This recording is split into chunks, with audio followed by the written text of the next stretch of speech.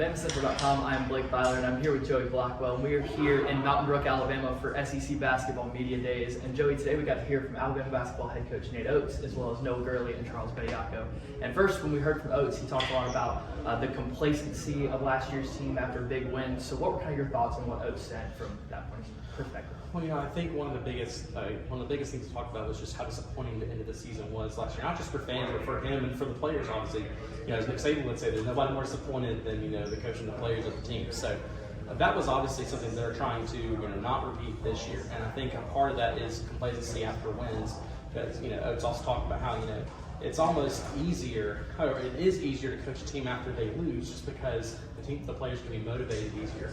Whereas after a win, if you keep winning, like I said, that complacency starts to set in, and then you have problems like they did at the end of last year. So overall, those are just the quick takeaways from him. But we talked a lot about Brandon Miller as well, and talked about this team and how much deeper they are this year, and that's obviously going to be a factor for them moving forward.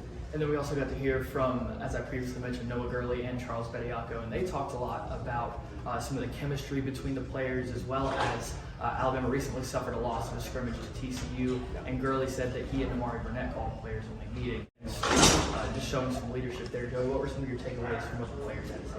Well, I think one quick thing, a big thing from the TCU scrimmage that Oates was talking about is they had multiple players that were out, which is little minor injuries. So take that with a grain of salt in that game. But this is a TCU team that's definitely very deep, so no disrespect to them at all. But going back to talking about, sorry, what was your question? I forgot. Just your thoughts on what the players said about it. Yeah, it kind of goes hand in hand with what they were saying earlier about complacency. That's something we want to avoid. And then, like you said, Gurley and Bediako both talked about the players only meeting. We started by Amari Burnett, kind of whipping guys in the shade, making sure that this team's mentality is right. And one of the biggest emphases that we've heard so far is talking that Nate said how beneficial that trip to Europe was, and how it helped them with their chemistry, not just on the court but off the court. And how they bonded. Bediako even joked that he wouldn't try escargot. His favorite food in Paris was Five Guys, actually. But they were all able to experience that together, and it was just a group bonding moment for them. And I think this team's chemistry, there's a lot more players on the same page this year.